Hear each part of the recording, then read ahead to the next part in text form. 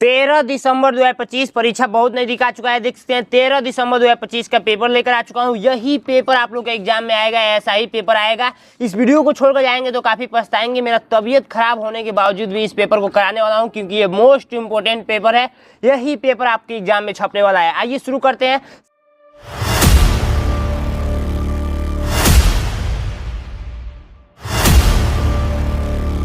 सबसे पहले यहाँ पर आप लोग का फर्स्ट पेज देख सकते हैं, कुछ इस टाइप से रहेगा। फर्स्ट पेज पे यहाँ पर रोल नंबर पूछा जा रहा है तो यहाँ पर अपना रोल नंबर लिख देंगे। यहाँ पे परीक्षार्थी का नाम पूछा जा रहा है तो यहाँ पर अपना नाम लिख देंगे। और यहाँ पे परीक्षार्थी का हस्ताक्षर पूछा जा रहा है तो यहाँ पर अपना सिग्नेचर कर देंगे। समय 2 घंटा का मिलने वाला है और इस पे 100 नंबर का ये पेपर होगा। ये पेपर ओमआर शीट पे होता है। तो ओमआर शीट कैसे फिल करना है, यूट्यूब पे लिखना है नैनो एग्जाम ओमआर शीट, आपको वीडियो मिल जाएगी। मानसिक योग्यता के 40 प्रश्न पूछे जाते हैं, 50 नंबर मिलता है। और अंक गणित यानी कि गणित के 20 प्रश्न पूछे जाते हैं, 25 नंबर मिलता है। और भाषा परीक्षा यानी हिंदी के 20 प्रश्न पूछे जाते हैं, 25 नंबर मिलता है। टोटल इस पेपर में 80 को प्रश्न रहेगा और 100 नंबर का ये पेपर होगा। ठीक है, अब आइए हम लोग एक एक स्टार्ट करते हैं, बिल्कुल विस्तार से। इस वीडियो को मिस नहीं करना है। ऐसे पेज को पलटेंगे तो यहाँ पे मानसिक योग्यता के भाग 1 रहेगा। ये निर्देश जब पढ़ेंगे तो इस निर्देश से ये कन्फर्म होगा कि इसमें सबसे अलग आकृति बता दीजिए, वही आंसर हो जाएगा।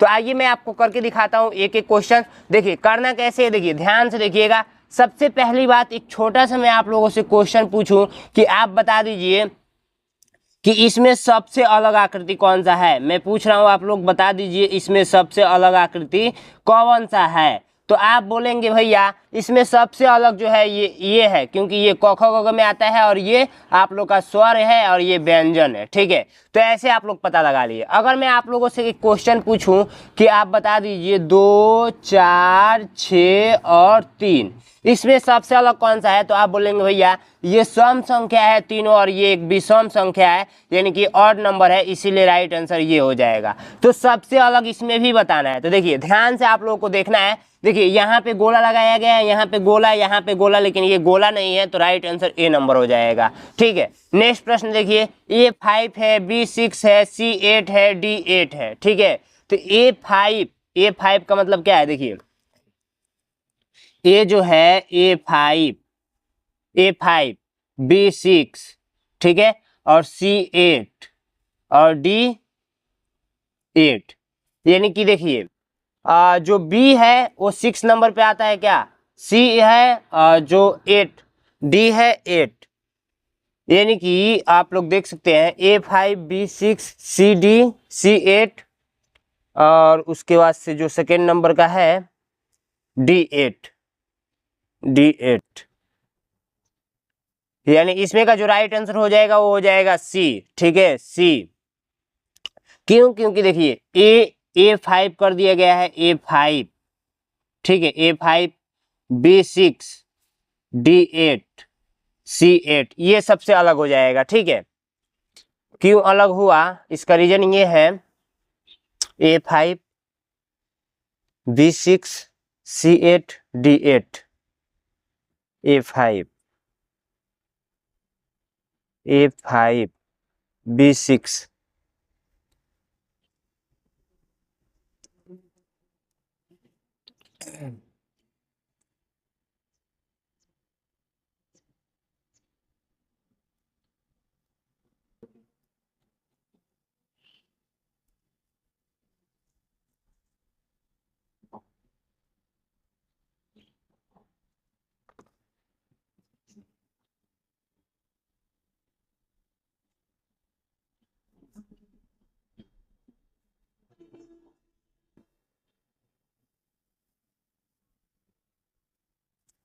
देखिए एक एक बढ़ता जा रहा है, A5 हो रहा है, B6 हो रहा है, C7 हो रहा है, D8 हो रहा है, ऐसे करके देखिए। तो ये सबसे अलग हो गया, C7 यहाँ पर लिखना चाहिए था, तब ये एक जैसे होता है, यानी कि ये एक जैसे है। ठीक है, ये अलग हो जाएगा। समझ में आया, बिल्कुल इसी तरीके से आप लोग को समझ में आया होगा। नेक्स्ट प्रश्न देखिए, नेक्स्ट प्रश्न, इसमें सबसे अलग आकृति आप लोग को बताना है। इसमें सबसे अलग आकृति आप लोग कैसे बता पाएंगे, देखिए ये भी बाहर के साइड में है, ये भी बाहर के साइड में है, ये भी बाहर के साइड में है, लेकिन ये अंदर के साइड में डाला गया है, बी नंबर राइट आंसर। इसी टाइप का घुमाया हुआ क्वेश्चन आप लोग से पूछेगा और आप लोग मिस्टेक करेंगे। नेक्स्ट प्रश्न में बताइए सबसे अलग आकृति कौन सा है, सबसे अलग आकृति कौन सा है। तो इसमें आप लोग देखेंगे तो आप लोग का जो राइट आंसर हो जाएगा वो हो जाएगा कौन सा,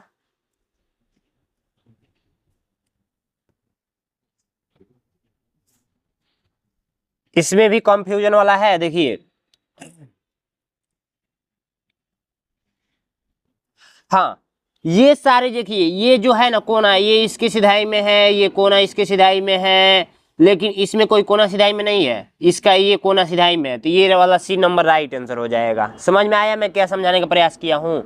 ये जो कोना दिख रहा है ना, जैसे ये ऐसे करके ऐसे बना हुआ है ऐसे, तो ये वाला जो कोना है ये वाला, तो ये इसके सिधाई में है, ठीक है, ये इसके सिधाई में है। लेकिन इसमें देखिए, इसके सिधाई में कोई कोना दिख रहा है? नहीं दिख रहा है। इसके सिधाई में ये कोना है, इसके सिधाई में ये कोना है, इसके सिधाई में ये कोना है, ठीक है, यही छोटा सा एक अंतर है।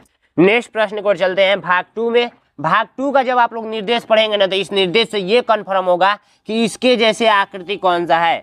बहुत ही सिंपल प्रश्न है। देखिए कहने का मतलब ये है ना कि आप बता दीजिए क्वेश्चन नंबर, मान के चलिए मैं क लिख रहा हूँ, ऑप्शन दे रहा हूँ ए, ऑप्शन दे रहा हूँ बी, ऑप्शन दे रहा हूँ सी, ऑप्शन दे रहा हूँ डी, और मैं इसमें क ख बना दे रहा हूँ, क ख ग और घ। मैं पूछ रहा हूँ इसके जैसे कौन सा है, तो यही ना है, ऐसे ही इसमें बताना है इसके जैसे कौन सा है। तो ध्यान से देखिए, ये गोला नीचे के साइड में है, तो गोला जिसके नीचे के साइड में, ये तो होगा नहीं, पहला गलत। ये वर्ग इधर के साइड में है, तो वर्ग देखिए इन तीनों में किधर है, तो ये भी नहीं है, तो गलत। इसमें से कोई हो सकता है। फिर गोला ऊपर है, तो फिर गोला इसी में है, इसमें नहीं है, तो सी नंबर राइट आंसर। इसके जैसे सेम देखना है तो सी डी नंबर दिख रहा है, ठीक है। इसके जैसे सेम देखना है तो ये हमको बी नंबर में दिख रहा है, ठीक है। इसके जैसे सेम देखना है तो ये हमको कौन सा दिख रहा है, बी नंबर में दिख रहा है, ठीक है। तो ऐसे ही आप लोग पता करेंगे, ठीक है। तो इस प्रकार से भाग 2 भी कंप्लीट हो गया। आइए भाग 3 पे पहुंचते हैं। भाग 3 का निर्देश आप लोग जैसे पढ़ेंगे, भाग 3 का निर्देश आप लोग जैसे ही पढ़ेंगे, भाग 3 कहता है ना कि इसको मिलान कर दीजिए, ठीक है, यानी कि जो कटा हुआ हिस्सा है वही बताना है, यहाँ पर ये कैसे मिला हुआ है, ठीक है। तो ये आप लोग पेंसिल लेकर जाएंगे यदि, तो आप लोग ऐसे बना सकते हैं, कोई दिक्कत नहीं है, ठीक है। ये ऐसे बन गया, फिर ये इसको ऐसे टच किया हुआ है ना इस पे, फिर ये ऐसे टच किया हुआ है, फिर ये ऐसे करके आया है, वाह, एक मिनट, हाँ ऐसे किया है,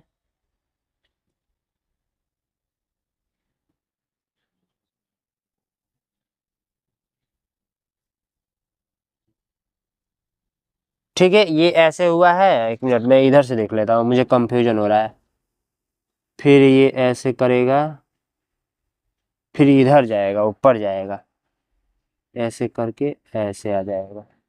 समझ में आया आप लोगों को? ये ऐसे हुआ है, ठीक है। तो इसमें का जो राइट आंसर हो जाएगा वो हो जाएगा बी नंबर, ठीक है, बी नंबर हो जाएगा। ये जब निर्देश पढ़ेंगे तो यही मतलब कि यहाँ का हिस्सा जोड़ना होता है, यहाँ से कौन सा रखेंगे कि होगा। तो यहाँ पर देखिए मैंने बना दिया है, ऐसे करके ऐसे करके ऐसे करके ऐसे करके, ठीक है। तो ये वाला बी नंबर। इसमें देखिए, तो इसमें किसको ले जाकर रखेंगे, यानी कि सी नंबर को ले जाकर रखेंगे? नहीं, ये इसके जैसे है तो इसके जैसे वाला ही रखना पड़ेगा, बी नंबर रखेंगे। और इसमें देखिए, इसमें आप लोग जो रखेंगे 11 नंबर क्वेश्चन का, तो इसमें डी नंबर को ले जाकर रखना पड़ेगा, ठीक है, क्योंकि हमको एक गोला भी चाहिए, तो डी नंबर राइट आंसर। इसमें देखिए, इसमें ऐसे करके मिला दीजिए और फिर ऐसे ऐसे करके बना दीजिए, तो ये वाला बी नंबर राइट आंसर हो जाएगा हमारे हिसाब से। हाँ, बी नंबर ही होगा, ठीक है।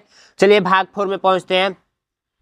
भाग 4 का निर्देश पढ़ेंगे ना, तो भाग 4 का निर्देश ये कहता है कि जैसे मान के चलिए कि आप लोगों का 5 है, 5 के बाद 6 आ रहा है, 6 के बाद 7 आ रहा है, तो 7 के बाद क्या आएगा, तो 7 के बाद आप लोगों से मैं पूछूंगा तो आप बोलेंगे भैया 8 आएगा। मान के चलिए कि 8 है, फिर 7 है, फिर 6 है, तो मैं पूछूंगा क्या आएगा, तो बोलेंगे भैया 5 आएगा, घटता जा रहा है, ठीक है। तो इस टाइप से आप लोग बता ही देंगे। अब मैं पूछूंगा, मान के चलिए तीर ऊपर है, फिर इधर आया, फिर इधर आया, तो अब बता दीजिए नेक्स्ट वाला में जाएगा तो किधर जाएगा, तो आप बोलेंगे एक बार ऐसे गया, फिर ऐसे गया, फिर ऐसे गया, तो इस बार ऐसे जाएगा, यानी ऐसे जाएगा, ठीक है। तो इस टाइप से आप लोग कर नहीं लेंगे? कर लेंगे, बिल्कुल कर लेंगे, इजी तरीका है। तो देखिए, सबसे पहली बात, गोला यहाँ पे था तो इधर आया, फिर यहाँ पे आया, तो फिर इस बार किधर जाएगा, इधर के साइड में जाएगा।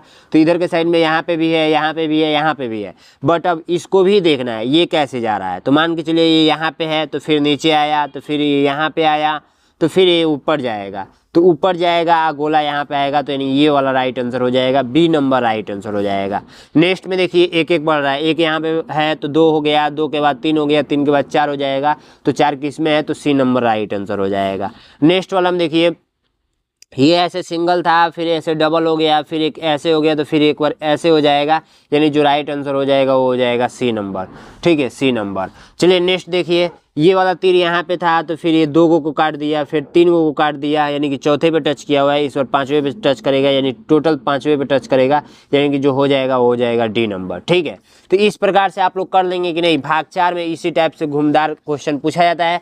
भाग 5 में हम लोग पहुँचते हैं। भाग 5 का निर्देश आप लोग पढ़ेंगे ना, भाग 5 का, तो इसका निर्देश ये कहता है कि इसमें कोई ना कोई संबंध है, तो इसमें आगे वाले में क्या संबंध होगा, तो इसमें यही संबंध है ना कि ये यहाँ पे चला गया है और एक गोला हटा दिया गया है, तो ये यहाँ पे चला जाएगा, एक वर्ग हटा दिया जाएगा, तो राइट आंसर आप लोग का हो जाएगा वो सी नंबर हो जाएगा।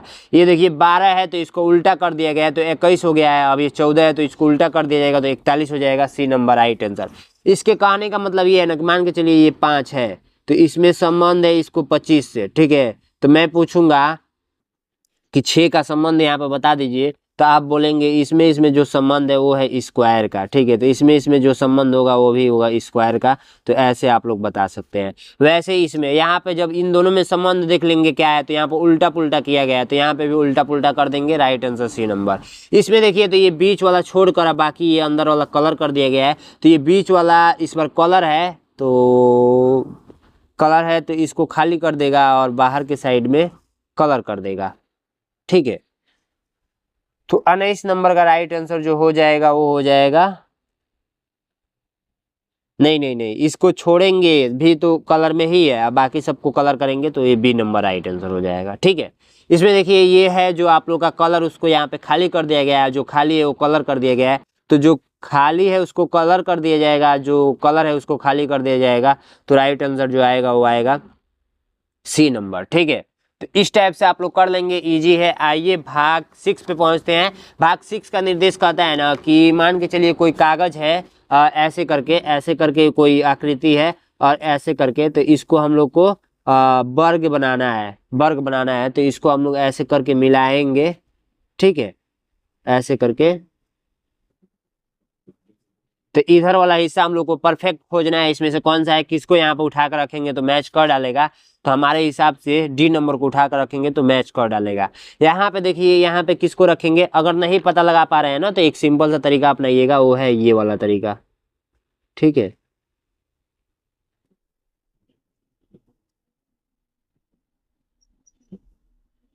इतना तो कर ही सकते हैं ना, तो इधर वाला देख लीजिए, तो ये वाला हो जाएगा। पेंसिल से ये काम कीजिएगा। ठीक है, एग्जाम में पेंसिल से ये काम कीजिएगा।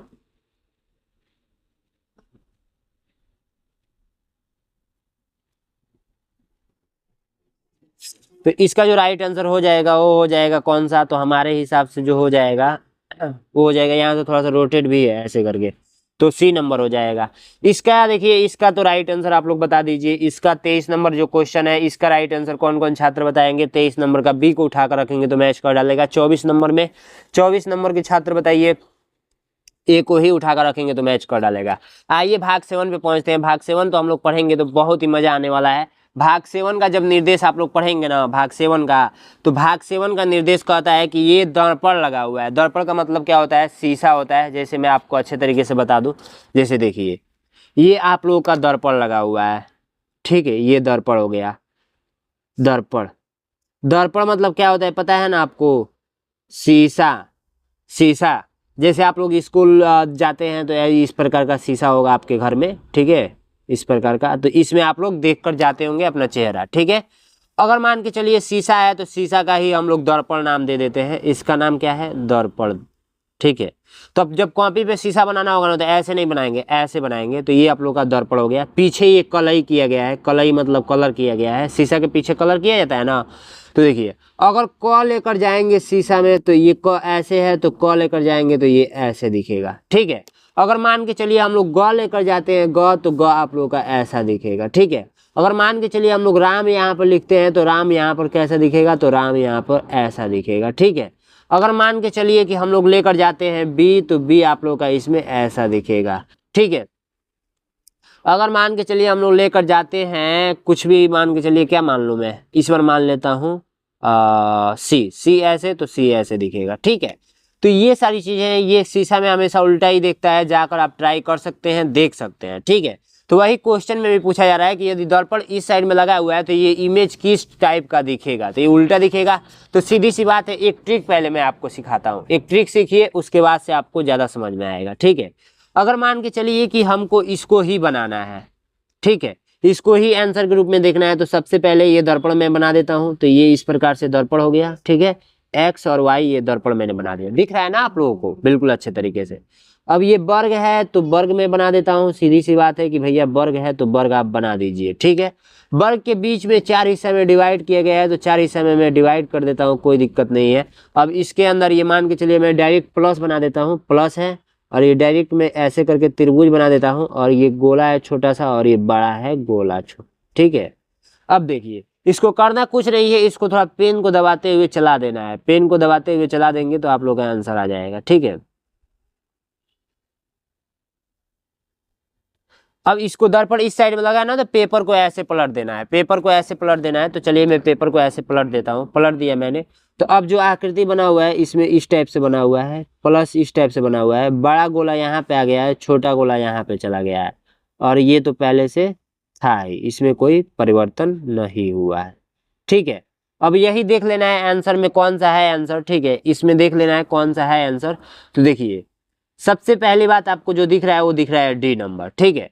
तो डी नंबर डायरेक्ट आपको दिख गया आंसर। तो ऐसे आप लोग तरीका अपना सकते हैं, ठीक है। किसी को भी अगर उगाएंगे फिर उसको पलटेंगे तो आंसर आ जाएगा। देखिए दर्पण नीचे लगाया तो दर्पण ऐसे पलटेंगे तो आंसर आ जाएगा, समझ में आया आप लोगों को। दर्पण यदि ऊपर लगाया तो पेपर को ऐसे पलटना पड़ेगा, दर्पण नीचे लगाया तो पेपर को ऐसे, और दर्पण इस साइड लगाया तो पेपर को ऐसे पलटना है, उगा कर यानी चटक करके, ठीक है। अगर डायरेक्ट है, यदि आपको मालूम चल जा रहा है, यदि आपके पास नॉलेज है उतना, अगर प्रैक्टिस है उतना, तो देखिए मैं इसको पलट रहा हूँ मन में, तो हमको डी नंबर आंसर मिल रहा है, हम अपने मन में पलटा हूँ, ठीक है। तो आप भी अपने मन में पलट सकते हैं, कोई दिक्कत नहीं है। भाग 8 में पहुंचते हैं। भाग 8 का निर्देश जब पढ़ेंगे ना, ये निर्देश, तो निर्देश ये कहता है कि एक छोटा सा कैंची लीजिए और एक छोटा सा पेज लीजिए, ठीक है। अब इसको मैं बता देता हूँ कैसे कैसे कट करना है। सबसे पहली बात, एक छोटा सा हिस्सा मैं यहाँ से निकाल लेता हूँ, ठीक है, तभी आप लोगों को ज्यादा समझ में आएगा, ये ऐसे करके, ठीक है। ये मैंने ले लिया। अब उसके बाद से ये निर्देश ये कहता है ना कि कागज को फोल्ड कीजिए, फिर मैं जैसे बता रहा हूँ वैसे कट कीजिए। तो चलिए मैं इसको ट्राई करता हूँ। तो सबसे पहली बात कि मैं ये जैसे पहले डॉट डॉट बनाया है, तो डॉट डॉट पहले मैं बना देता हूँ, ठीक है, ताकि आपको और इजी हो जाएगा समझने में। मैं छोटा था तो यही ज़्यादा नहीं समझ में आ रहा था।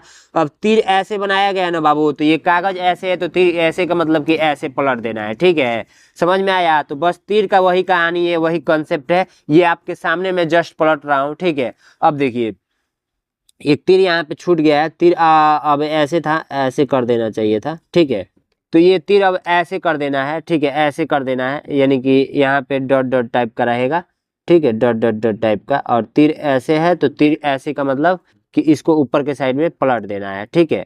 अब देखिए कह रहा है क्वेश्चन ना कि यहाँ पे एक गोला टाइप से कट कर दीजिए, गोला टाइप से कट कर दीजिए, ठीक है, गोला टाइप से कट कर दीजिए।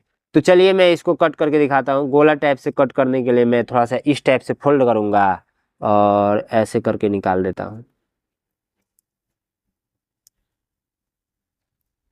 ठीक है। तो देखिए ये क्वेश्चन जैसे बोला था कि यहाँ पे गोला के जैसे कट कर दीजिए, तो गोला के जैसे मैंने क्या किया, एक कट कर दिया।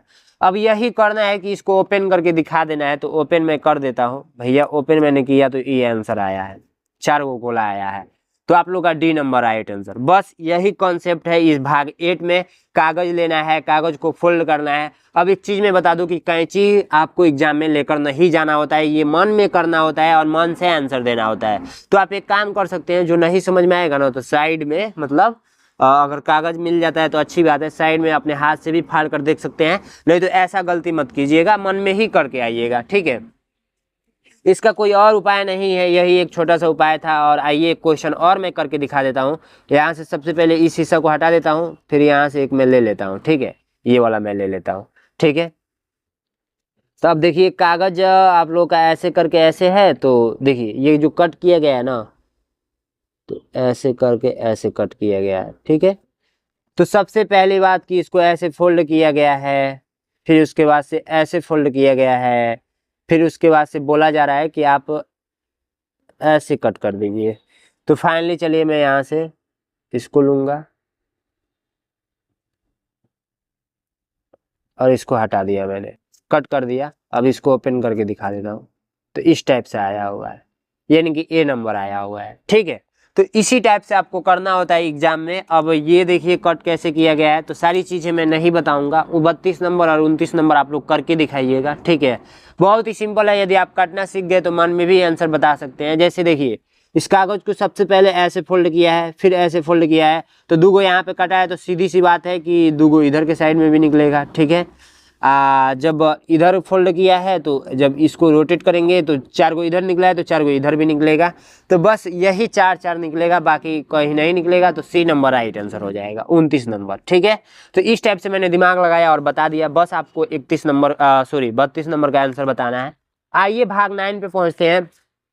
भाग 9 का निर्देश पढ़ेंगे ना, तो भाग 9 का निर्देश ये कहता है कि ये छोटे छोटे टुकड़े हैं ना, इस टुकड़े से कौन सा आकृति बना हुआ है, इन टुकड़े से कौन सा घर बना हुआ है। देखिए इसमें बच्चे गलती ये करते हैं ना कि जो टुकड़ा है वही उतना ही टुकड़ा गिनिएगा, ठीक है, तभी वही आंसर होगा। देखिए 1 गो 2 गो 3 गो, अब 3 गो टुकड़ा से कौन सा घर बना हुआ है यही पहचानना है। तो आइए मैं आपको दिखाता हूँ। देखिए सबसे पहली बात, ये जो टुकड़ा है ना ये बीच में यहाँ पे प्रयोग किया गया है, और ये वाला टुकड़ा ऊपर के साइड में, और ये वाला टुकड़ा नीचे के साइड में। इसमें टोटल 3 ही टुकड़ा है, काउंट कर सकते हैं, 1 गो 2 गो 3 गो। इसमें देखिए 1 गो 2 गो 3 गो 4 गो, 1 गो 2 गो 3 गो 4 गो, ठीक है, 1 गो 2 गो 3 गो 4 गो 5 गो, ठीक है। तो इस टाइप से 3 ही टुकड़ा वाला आंसर होगा, तो 3 ही टुकड़ा वाला आंसर पे टिक करना है आप लोगों को, ठीक है।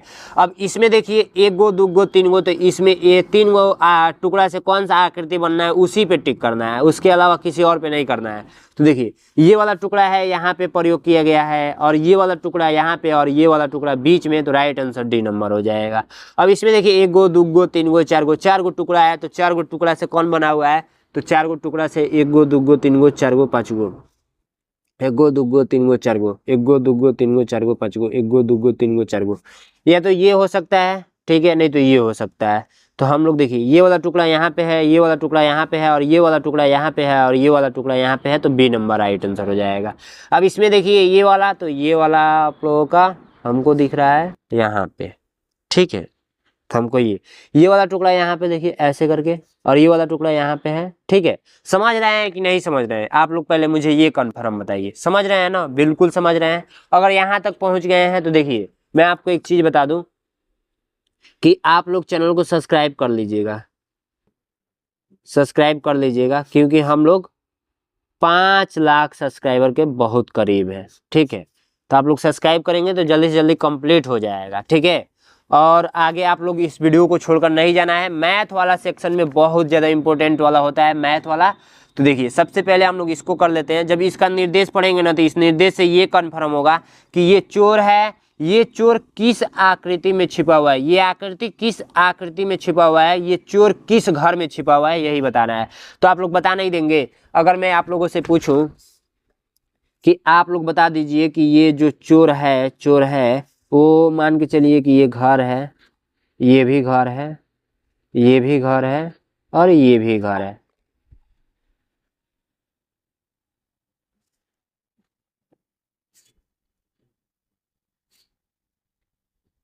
किस घर में छुपा हुआ है, तो आप देखेंगे भैया यहीं पे छुपा हुआ है, ठीक है। तो ऐसे ही आप लोग बता नहीं देंगे कि ये आकृति किस आकृति में छुपा हुआ है, तो बता देंगे, बिल्कुल बता देंगे। ध्यान से जब देखेंगे तब ये बता पाएंगे। तो ये आकृति देखिए किस आकृति में छुपा हुआ है, मैं आपको दिखाऊंगा सारी चीजें। ये आकृति जो छुपा हुआ है, ये पहले नंबर तो ये बना है ऐसे, फिर बना है ऐसे। देखिए ये वाला आकृति आप लोग का जो छिपा हुआ है यहाँ पे छिपा हुआ है, देखिए दिखा आप लोगों को ये वाला आकृति कहाँ पे छिपा हुआ है। तो ये हमको ध्यान से देखना होगा और बताना होगा। तो यहाँ पे छिपा हुआ है। ये वाला आकृति कहाँ पे छुपा हुआ है, तो ये वाला आकृति जो छुपा हुआ है वो यहाँ पे छुपा हुआ है।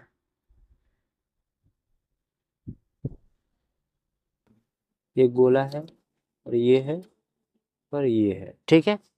ये वाला आकृति कहाँ पे छिपा हुआ है, तो ये वाला आकृति आप लोग का जो छिपा हुआ है वो यहाँ पे छिपा हो नहीं,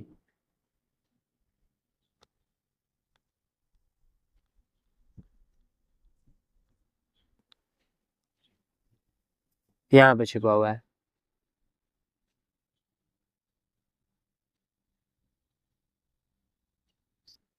तो यही चीजें पकड़नी होती है, ध्यान से जब देखेंगे चीजों को समझेंगे तब जाकर आप लोग क्वेश्चन के आंसर बता पाएंगे।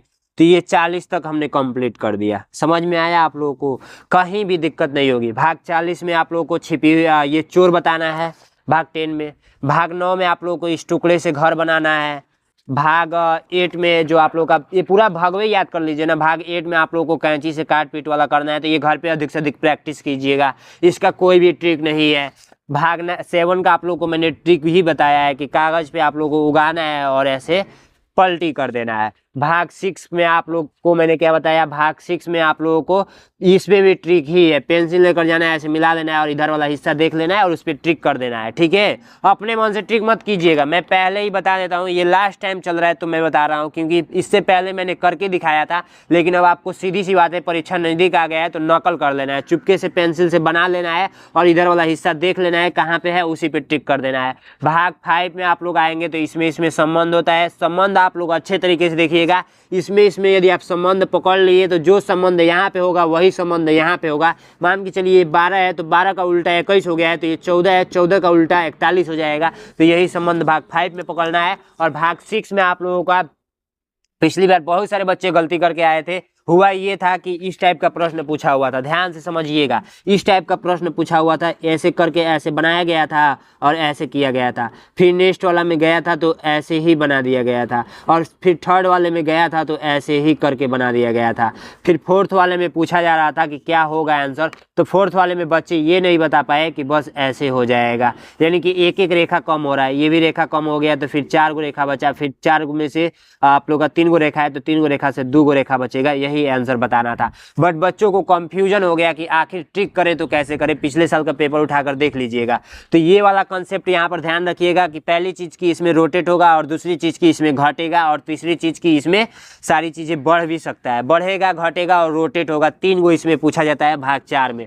भाग 3 में आप लोग बता ही देंगे, इसमें भी नकल ही करना होता है तो नकल आप लोग उगा कर लीजिएगा। भाग 2 में आप लोग देखेंगे कि इसमें ये चोर है, सॉरी चोर बोल रहे हैं, ये आकृति इसके जैसे ही आकृति इसमें बताना होता है, ठीक है। तो इसके जैसे ही आकृति आप लोग बता देंगे, तुरंत ध्यान लगा कर देखिएगा, एक छोटे छोटे बिंदु पे ध्यान दीजिएगा, तब जाकर ट्रिक कीजिएगा, तब जाकर वो मार्कशीट में भरिएगा। और भाग 1 में आप लोग बता ही देंगे, इसमें बहुत सारे बच्चे गलत करते हैं, काफ़ी ध्यानपूर्वक समझना होता है। जैसे ये क्वेश्चन मुझे समझ में नहीं आ रहा था, ठीक है, तो इसको काफ़ी ध्यानपूर्वक समझेंगे तब सारी चीज़ें करेंगे, ठीक है। तो देखिए एकदम छोटा छोटा इसमें अंतर दिया रहेगा, ठीक है। अब इस प्रकार से हम लोगों का मानसिक योग्यता कंप्लीट हो गया। अब हम लोग मैथ का सॉल्यूशन करेंगे। मैथ में भी ऐसा ऐसा ट्रिक बताने वाला हूं ना कि सारी चीजें आप लोग एग्जाम में जाएंगे तो बिल्कुल तहलका मचा कराएंगे। तो आइए मैथ का हम लोग बिल्कुल इजी तरीके से सॉल्यूशन करते हैं। फर्स्ट प्रश्न कह रहा है कि प्रथम 2 अभाज्य संख्याओं का योग बता दीजिए, तो नहीं बता पाएंगे, बहुत सिंपल है, देखिए कैसे करना है। तो सबसे पहले हम लोग समझेंगे कि अभाज्य संख्या किसको बोलते हैं, प्राइम नंबर किसको बोलते हैं। तो अभाज्य संख्या जो संख्याएं एक और स्वयं से करती हैं, जो संख्याएं एक और स्वयं से करती है वो क्या कहलाती हैं, अभाज्य संख्या कहलाती है। एग्जाम्पल ग्रुप में आप लोग का 2, 3, 5, 7 ऐसे करते करते अनंत तक जाएगा, ठीक है। तो प्रथम का 2 गो अभाज्य संख्या बोला है, तो इन 2 को लेकर योगफल का मतलब होता है जोड़ना, तो जोड़ दीजिए, बस यही तो बताना था हम लोगों को। तो आंसर आप लोग का 5 आ गया, ठीक है। तो बस इतना ही करना था। आइए नेक्स्ट प्रश्न को, निम्न में से कौन सी संख्या 11 से विभाजित होगी। तो देखिए जो 11 से विभाजित होगी ना, जैसे 11 का विभाजिता का नियम क्या कहता है, 11 का विभाजिता का नियम, विभाजिता का नियम,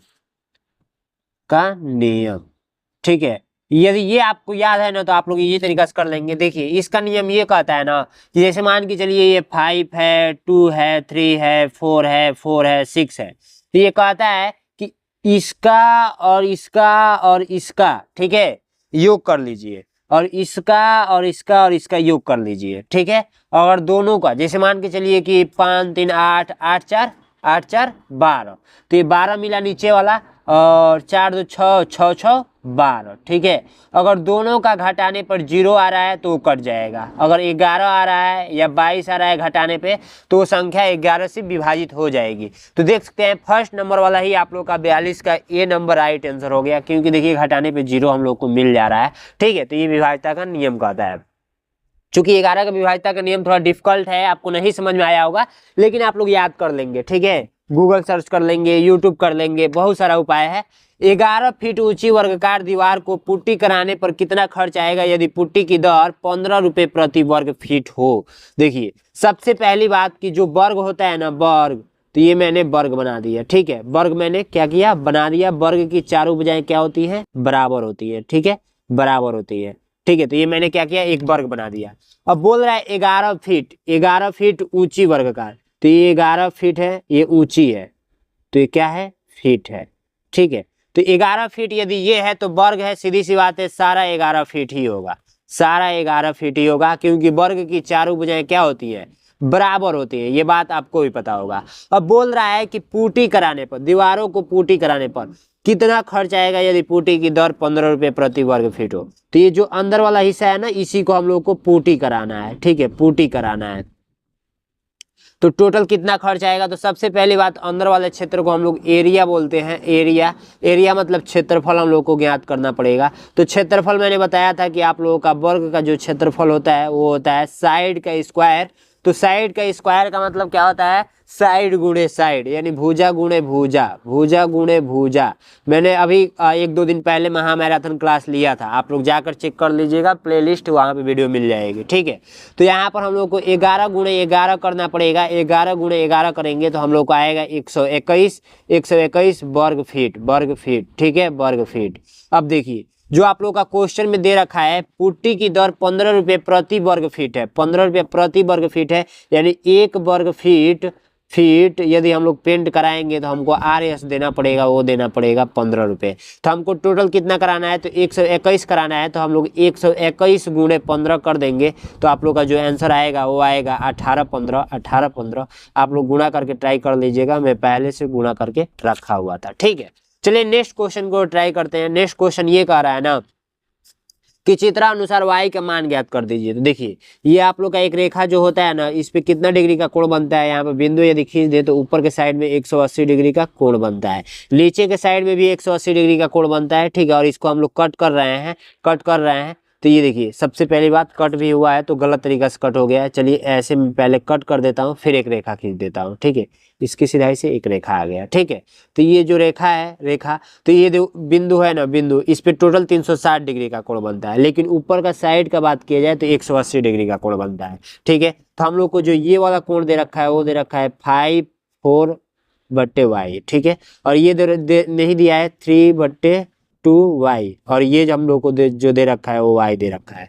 तो एक चीज आप लोगों को मैंने पढ़ाया था कि एक और हम लोग ने पढ़ा हुआ था कि जैसे मान के चलिए कि कोई भी रेखा एक दूसरे को प्रतिच्छेद कर रही है ना, ऐसे करके, तो ये कोण इस कोण के बराबर होगा शीर्षाभिमुख कोण के कारण। अगर मान के चलिए 5 अंश है तो ये भी 5 अंश, ये कोण 6 अंश है तो ये भी कोण 6 अंश होगा शीर्षाभिमुख कोण के कारण। आमने सामने की भुजा बराबर होती है, ठीक है। तो यदि ये y है, ये y है, तो ये भी y ही होगा, तो y अंश लिख लीजिए। अब मैंने क्या बताया, ऊपर वाला हिस्सा टोटल कितना होगा, 180 डिग्री के बराबर होगा, 180 डिग्री के बराबर होगा, ठीक है। तो अब हम लोग क्या करते हैं, सबको जोड़ते हैं, 5/4 y प्लस का y प्लस का 3/2y इक्वल टू हम लोग को 180 डिग्री के बराबर आना चाहिए। अब जब इस y का मान ज्ञात कर लेंगे तो हम लोग को इस y का मान पता चल जाएगा, क्योंकि ये दोनों आपस में क्या होंगे, बराबर होंगे शीर्षाभिमुख कोण के कारण, ठीक है। तो हम लोग देखिए इसको सबसे पहले कुछ नहीं है, नीचे 1 मानकर और एलसीएम लेते हैं, तो एलसीएम हम लोग को 4 मिलता है, और यहाँ पर 5y हो जाता है, और प्लस करेंगे 1 से देंगे तो 4, यहाँ पर 4y हो जाता है, और प्लस करेंगे 2 दूना में 4, 3 दूना में 6y हो जाता है, और बराबर में 180 हो जाता है, ठीक है। अब देखिए यहाँ पे 5 4 9 9 6 15 15y यहाँ पे हो जाता है, बट्टे में 4 हो जाता है, और बराबर में 180 हो जाता है। अब इसके नीचे कुछ नहीं है तो 1 है, और इसका तिर्यक गुणा होता है, ये बात आपको भी पता होगा। अब देखिए 15y यहाँ पे आ जाएगा, और 180 गुणे 4 यहाँ पर चला जाएगा, ठीक है। y यहीं पर आने दीजिए, और 180 गुणे 4 बट्टे का 15 इधर कर दीजिए, ठीक है।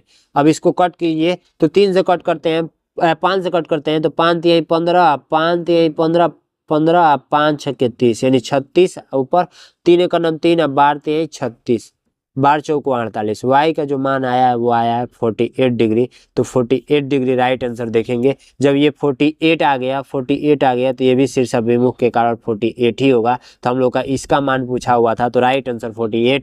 तो आप लोग का ए नंबर राइट आंसर हो जाएगा। समझ में आया है? बिल्कुल इसी तरीके से आप लोग को समझ में आया होगा। ठीक है, चलिए नेक्स्ट प्रश्न की ओर बढ़ते हैं। नेक्स्ट प्रश्न हम लोग का कहा जा रहा है कि एक आयत और वर्ग का परिमाप आपस में बराबर है, तो यदि वर्ग का क्षेत्रफल 196 वर्ग सेमी हो तथा आयत की लंबाई 16 सेमी हो तो आयत का क्षेत्रफल कितना होगा। सबसे पहली बात कि यहाँ पे मैं एक आयत बना लेता हूँ जिसकी दो भुजाएं आमने सामने की क्या होती है, बराबर होती है। और एक यहाँ पे मैं वर्ग बना लेता हूँ, दोनों का मतलब समान दिया हुआ है। ठीक है, ये इसके बराबर होता है, ये इसके बराबर होता है, इसमें का चारों भुजाएं आपस में बराबर होती है क्योंकि वर्ग है। ठीक है, अब कहा ये जा रहा है, सीधा सा मतलब समझिएगा, कहा ये जा रहा है कि एक वर्ग और आपस में बराबर है, तो यदि वर्ग का क्षेत्रफल 196 है तो इसका क्षेत्रफल यदि 196 है, क्षेत्रफल 196 है, 196 है, तो वर्ग सेमी है तथा आयत की लंबाई 16 सेमी है। तो मान के चलिए लंबाई इसका कितना है, तो 16 सेमी है। ठीक है, 16 सेमी है। तो आयत का क्षेत्रफल बता दीजिए, आयत का क्षेत्रफल पूछा जा रहा है। तो इसमें हमको जरूरत पड़ेगी लंबाई गुणे चौड़ाई की, लंबाई गुणे चौड़ाई की। तो हम लोग का जो लंबाई दे रखा है वो दे रखा है 16 और चौड़ाई हम लोग को पता हो जाएगा, तो हम लोग आंसर निकाल लेंगे। ठीक है, चलिए ठीक है, हम लोग को नहीं पता है तो हम लोग पता करेंगे इसके माध्यम से। जब ये पता चल गया तो हम लोग इसी तरीके से ये भी पता कर लेंगे। 196 ये दिया हुआ है, तो सबसे पहली बात ये क्या किया गया होगा, तो ये भुजा गुणे भुजा किया गया, यानी कि भुजा का स्क्वायर किया गया होगा तब 196 आया है। ठीक है, तो यहाँ पर भुजा का स्क्वायर किया गया है, भुजा का स्क्वायर किया गया है, तब हमको कितना मिला है, 196 मिला हुआ है। ठीक है, यानी कि क्षेत्रफल ज्ञात किया गया तो भुजा का स्क्वायर किया गया तभी तो 196 मिला है। तो भुजा हम लोग को पता करना हो, यानी कि साइड पता करना हो, तो ये करली में चला जाएगा 196। और जब ये निकालेंगे तो कितना आएगा, कितना आएगा बताइए, 14 आएगा क्या, बताइए आप लोग, 14 आएगा क्या? हाँ 14 आएगा। ठीक है, 14। तो वर्गमूल आप लोग निकालना जानते ही होंगे, तो 14 हम लोग को ये जब पता चल गया तो 14 ये भी होगा, 14 ये भी होगा, 14 ये भी होगा। ठीक है, तो एक चीज समझिए, ये 14 पता चल गया तो हम लोग एक काम करते हैं, इसका परिमाप इसके परिमाप के बराबर है, तो हम लोग इसका परिमाप पता कर लेते हैं। तो परिमाप का जो सूत्र होता है वर्ग का, वो होता है 4a। का मतलब भुजा होता है, तो भुजा का मतलब होता है तो 4 गुणे 14 कर लेंगे। 14 चौको कितना होता है, 14 चौको कितना होता है, 14 दूना 28, ये 56 होता है। तो 56 जब ये हमको मिला है तो 56 इसका भी मिलेगा। तो देखिए एक चीज और समझने की जरूरत है, तो परिमाप बराबर 56 मिला हुआ है। तो इस 56 में 2 लंबाई है और 2 चौड़ाई है, ये बात आपको पता है कि नहीं है? इस 56 में 2 लंबाई, यानी कि 2 लंबाई और 2 चौड़ाई है। तो हमको 1 लंबाई और 1 चौड़ाई की जरूरत है, तो 1 लंबाई और 1 चौड़ाई, यानी कि 1 लंबाई और 1 चौड़ाई की जरूरत है, तो इसका आधा कर देंगे तो कितना मिलेगा, 14 दूना में 28, 28 ये आप लोग का मिल गया। ठीक है, 28 में अब 1 लंबाई है और 1 चौड़ाई है। ठीक है, 1 लंबाई है और 1 चौड़ाई है, तो हम लोग को ऑलरेडी लंबाई दे रखा है, तो 28 में से क्या कर दीजिए, चौड़ाई दे रखा है कि लंबाई, 28 में से 16 घटा दीजिए, तो 8 में से 6 जाएगा 2 और 2 में से 1 जाएगा 1। ठीक है, तो हम लोग को 12 मिला हुआ है, 12। ठीक है, 12। अब एक काम कीजिए, 16 ये मिल गया, 12 चौड़ाई मिल गया, गुणा कर दीजिए, तो 16 गुणे 12 करेंगे तो हमारे हिसाब से 16 यहाँ पे 160 और 16 दूना में 32, 192, 192 वर्ग सेमी मिलेगा, वर्ग सेमी मिलेगा। बस यही पता करना था। तो आपको ये चीजें समझ में आई कि नहीं आई? तो आप बोलेंगे भैया समझ में आ गया। देखिए अगर नहीं तरीका पता है तो इसका आप लोग दूसरा तरीका से क्या करेंगे, चौड़ाई निकाल लेंगे। ये मैं शॉर्टकट तरीका जानता हूँ चौड़ाई निकालने का। अगर ये नहीं समझ में आया तो हमारा आयत एरिया पैरामीटर वाला चैप्टर जाकर महामैराथन वाला क्लास देख लीजिए। A number right answer. Next question को आ रहा है कि इतना बराबर इतना है तो एक्स का मान बता दीजिए। तो सबसे पहले हम लोग क्वेश्चन लिख लेते हैं। ठीक है, 2x बराबर में 3/4 दिया है। आपको ये बात पता होगा कि ये तिर्यक गुणा होता है, तो तिर्यक हम लोग गुणा कर देंगे, तो 2x गुणे 3 बराबर में 4x - 4। ठीक है, 3 दूना में 6x बराबर 4x माइनस का 4, 6 में से 4 जाएगा 2x। देखिए 6x इधर कर लेंगे, 4 को इधर कर लेंगे तो माइनस में आ जाएगा, बराबर माइनस का 4। अब x बराबर हो जाएगा माइनस का 4/2, तो x बराबर हो जाएगा माइनस का 2। तो x बराबर माइनस का 2 आया है, डी नंबर राइट आंसर।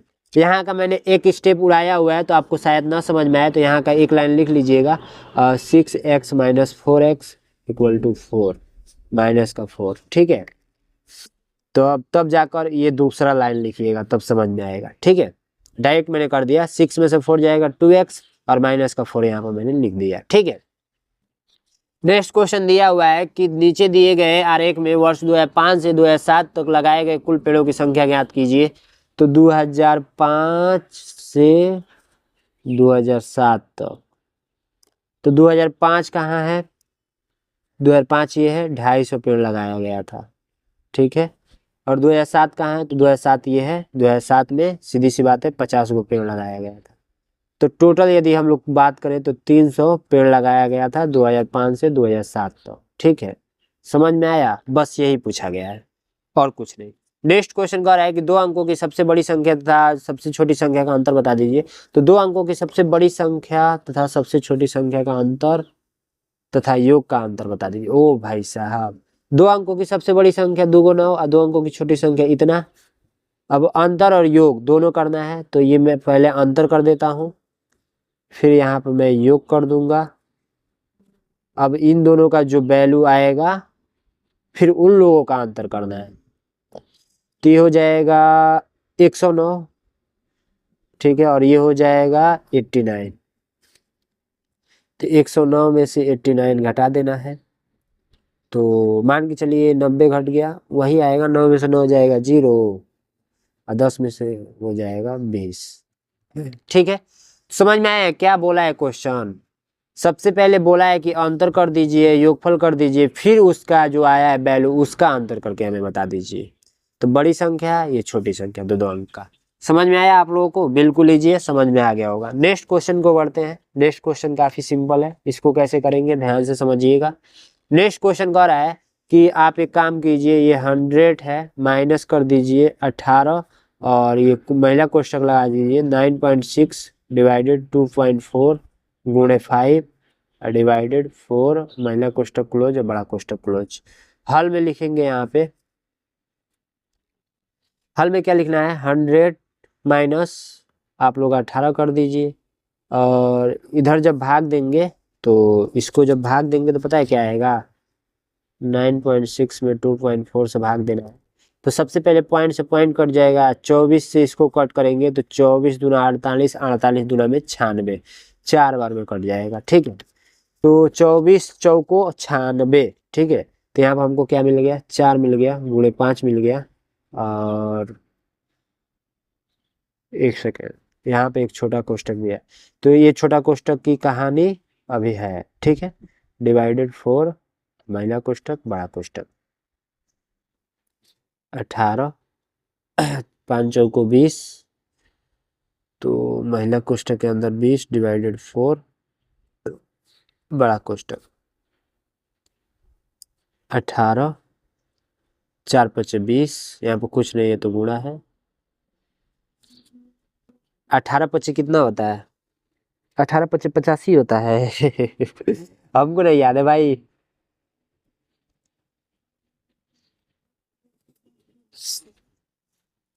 8 25 8 का 34 8 32 8 40, 8 25 40 का 0 और 5 5 5 18 25 90 होता है भाई,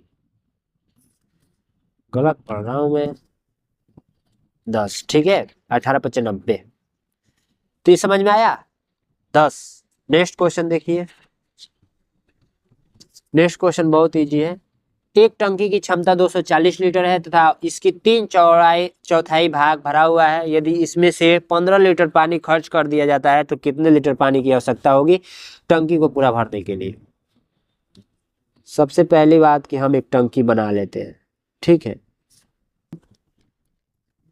एक टंकी की क्षमता 240 लीटर है, इसकी 3 चौथाई 3/4 चौथाई यदि इसे में 15 लीटर पानी खर्च कर दिया जाता है तो कितने लीटर पानी की आवश्यकता होगी?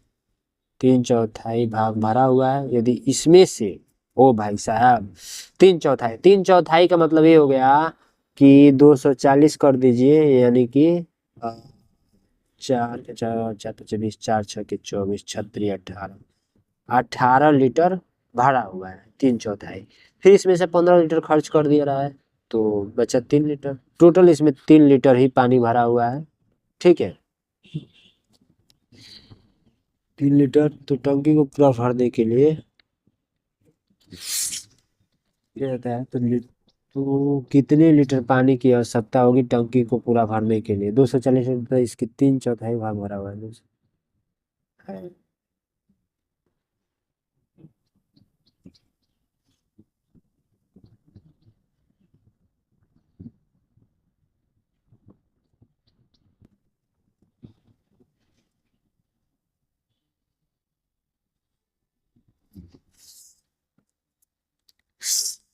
सबसे पहली बात कि 240 लीटर भरा हुआ है तथा इसके 3/4 भाग भरा हुआ है। लीटर क्षमता है इसका, 3/4 भाग भरा हुआ है।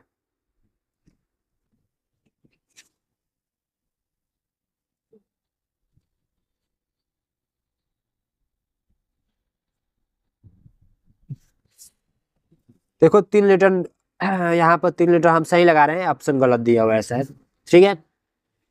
3 लीटर, इस 18 लीटर जो भरा हुआ है उसमें से फिर 15 लीटर निकाल लिया जाता है तो 3 लीटर टोटल बच रहा है, 3 लीटर। तो 3 लीटर ही इसमें भरा हुआ है, ठीक है। और इस टंकी की पूरी क्षमता कितनी है? तो 240 है, 240 दे रखा है।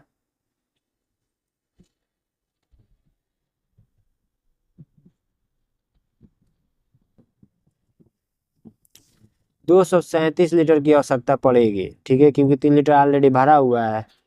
हम लोग को 240 दिया हुआ है क्षमता, तो इतना ही ना पड़ेगा। चलिए राइट आंसर 237 होगा। चलिए नेक्स्ट क्वेश्चन को बढ़ते हैं। नेक्स्ट क्वेश्चन बहुत ही सिंपल है, बहुत ही आसान है। इसको कैसे करेंगे ध्यान से समझिएगा। सबसे पहली बात, 100 फैरन डिग्री दिया हुआ है, ठीक है। इसको सेल्सियस में ज्ञात करना है। सेल्सियस में देखिए फैरन डिग्री का हम लोग सूत्र जानते हैं, क्योंकि हम लोग को फैरन डिग्री में ज्ञात नहीं करना है, लेकिन हम लोग सूत्र जानते हैं, ठीक है। तो जो फैरन डिग्री का होता है सूत्र, वो होता है 9/5 सेल्सियस प्लस का 32 डिग्री, ठीक है। तो ये सूत्र होता है। अब सेल्सियस में बदलना हो तो हम लोग क्या करेंगे, एफ यहीं पर रहेगा, माइनस करेंगे 32, 32 प्लस में इधर है तो माइनस में बराबर हो जाएगा 9/5 डिग्री सेल्सियस, ठीक है। अब देखिए हम लोग क्या करते हैं, सेल्सियस यहाँ पे आ जाएगा और उसके बाद से 5 मल्टीपल में हो जाएगा और f -32 इक्वल टू 9 हो जाएगा। ये आप लोग का सूत्र हो जाएगा। अब यही सूत्र यहाँ पे लगा देना है। सेल्सियस ये दिया है 100, 100 - 32, उससे पहले 5 से गुणा भी करना है और बट्टे का 9। तो इसको देखिए 5 गुणे आप लोग का घटाएंगे तो 68 हो जाएगा, बट्टे का 9। तो ये हो जाएगा आप लोगों का 340 बट्टे का 9। जब इसको भाग देंगे ना तो ये आएगा 37.777। तो इसको ऐसे भी लिख सकते हैं 37.78, ठीक है, सेल्सियस आंसर हो जाएगा। तो राइट आंसर डी नंबर, ठीक है। थोड़ा सा समझ में नहीं आया होगा, लेकिन ये सूत्र होता है भाई, इसी पे हम लोग को समझाना है। चलिए नेक्स्ट क्वेश्चन को बढ़ते हैं। नेक्स्ट प्रश्न कह रहा है कि 80 के सभी अभाज्य गुणनखंडों का योग बता दीजिए। तो ये 80 है, इसके सभी गुणनखंडों के योग बताना है। तो जैसे मान के चलिए 6 है, तो 6 का सभी गुणनखंड क्या होंगे, 1 2 3 फिर 6, ये सभी इसके गुणनखंड हो गए, ठीक है।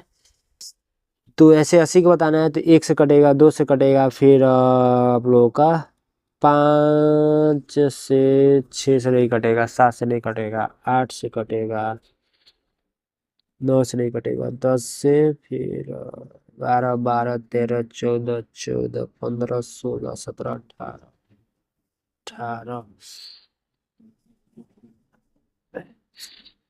19 20 ऐसे करके जाएंगे और गुणनखंडों का योग बताना है।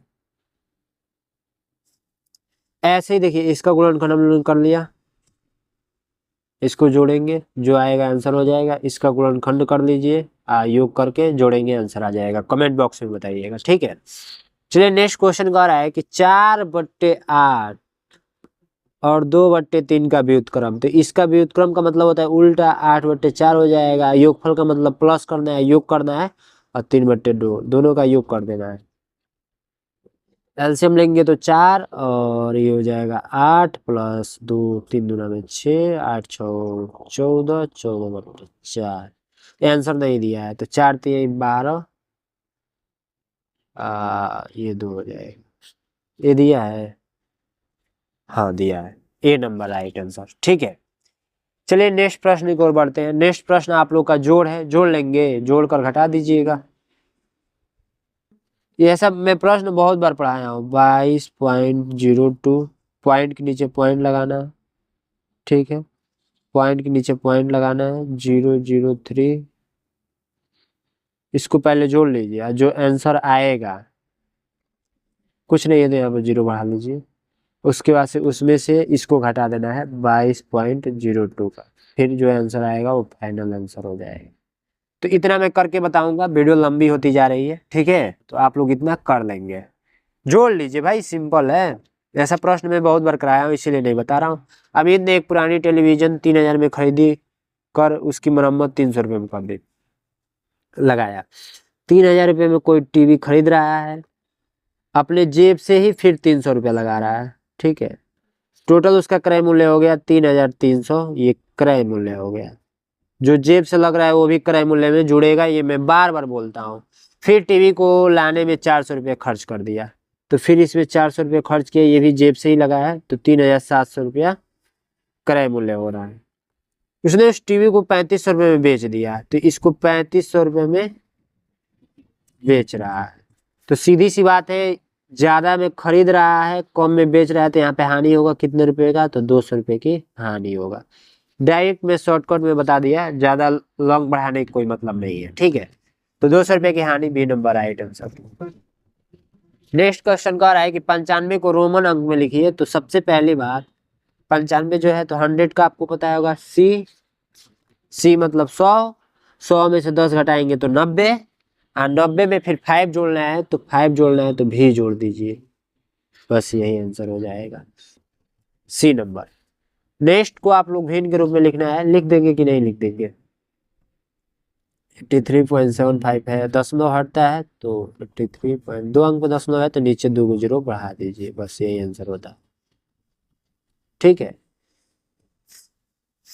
तो फिर ये दिया नहीं हुआ है, काट पीट कर छोटा करके दिया हुआ है, तो फिर आंसर लगाइएगा आप लोग काट पीट करके। प्रथम 12 प्राकृतिक संख्याओं का योगफल में 2.5 अंक है, तो 12 गुणे 13 कर लीजिए, अब बट्टे का 2 कर लीजिए, ये 6 और 13 छके 6 18 का 8, 6 एक 6 और 6 एक दहाई बोला है, दहाई का अंक 7 हो जाएगा, तो ए नंबर राइट आंसर। ये योगफल करने का शॉर्टकट मेथड है मेरा, आप लोग बैच नहीं लिए हुए ना, नहीं तो सब कुछ समझ में आता। चलिए नेक्स्ट क्वेश्चन को बढ़ते हैं। नेक्स्ट क्वेश्चन में के का पूछा गया है मान, तो 9314 के 8024। वाह भाई बहुत बड़ा दिया हुआ है, ये तो बड़ा से मतलब नहीं है। इसको इसके साथ जोड़िए, फिर इसको इसके साथ, फिर इसको इसके साथ, फिर इसको इसके साथ, इसको इसके साथ, इसको इसके साथ, इसको इसके साथ, तो 9 1 10, 10 के 10 के को छोड़ दीजिए पहले, 10 10 10 4 14, 14 ऊपर वाला मिला है प्लस का के, और 3 4 3 7 7 8 15 15 और 2 15 2 17, नीचे मिला है 17। तो देखिए हमने क्या बोला, दोनों का घटाना क्या आना चाहिए, 0 नहीं तो 11 नहीं तो 22 ऐसे करके। तो क्या यहाँ पे रखेंगे कि 17 आ जाए, क्योंकि 17 में से 17 घटाएंगे तो 0, तो 3 रखेंगे, तो हम लोग का 14 3 17 होता है। नहीं दिया है क्या, कुछ मिस्टेक किए होंगे हम लोग। 9 3 1 4, फिर 8 0 2 4, फिर 9 1 10 10 10 4 14, 4 3 7, 7 8 15, 15 2 17। ठीक है, 3 ही आंसर आएगा, 3 किसी को बना लीजिएगा। ठीक है, चलिए नेक्स्ट क्वेश्चन को बढ़ते हैं। नेक्स्ट क्वेश्चन आप लोग का है 4 अंकीय बड़ी से बड़ी संख्या और 3 अंकीय बड़ी से बड़ी संख्या का गुणनफल होगा।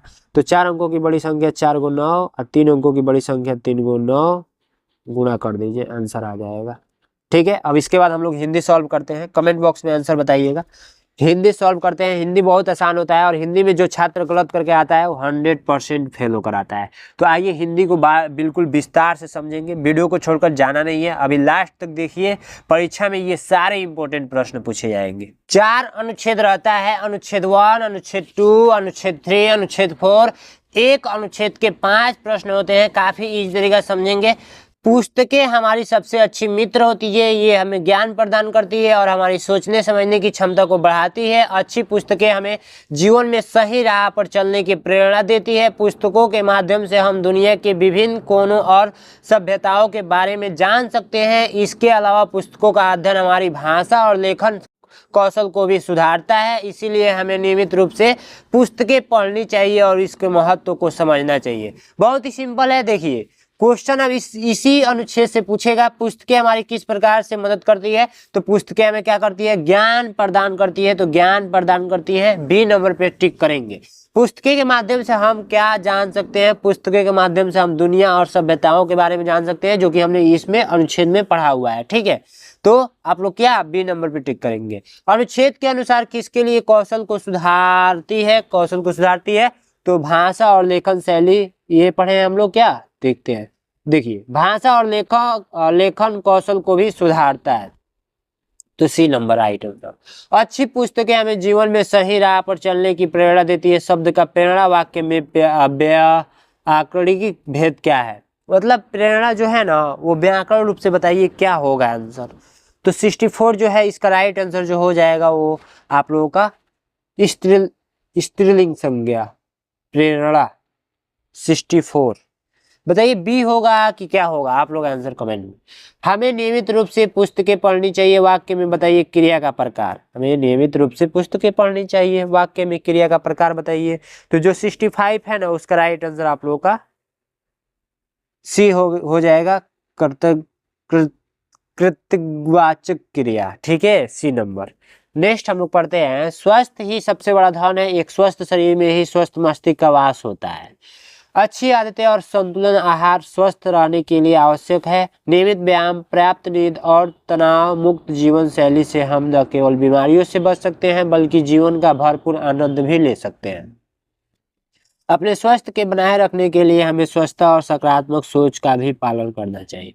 स्वच्छता के सबसे बड़ा धन क्यों कहा जाता है, तो देखिए हमें बीमारियों में यह हमें तनाव को बढ़ाता है या मित्रता बढ़ाता है या जीवन का आनंद दिलाता है या अमीर बनाने में मदद करता है। बी नंबर राइट आंसर हो जाएगा। अपने मन से थोड़ा भी सोचिएगा, ये जीवन में आनंद दिलाता है। स्वच्छ अगर रहेंगे आप लोग तो ये हमें स्वच्छ रहने के लिए कौन सी आदत आवश्यकता है, तो स्वच्छ रहने के लिए हम लोग को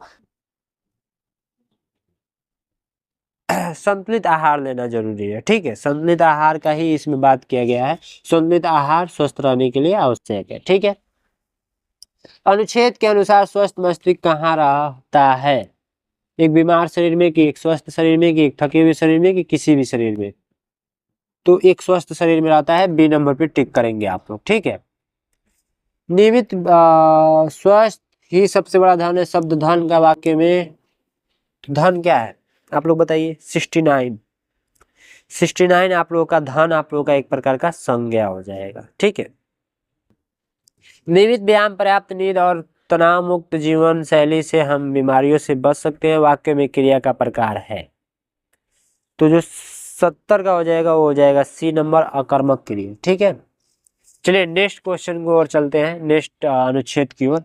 तो नेक्स्ट अनुच्छेद है, प्राकृतिक हमारे जीवन का आधार है। यह हमें हवा, पानी, भोजन और आश्रय प्रदान करती है। वृक्षों, नदियों और पहाड़ों से भरी हुई प्राकृतिक हमारे जीवन को सुंदर और संतुलित बनाती है।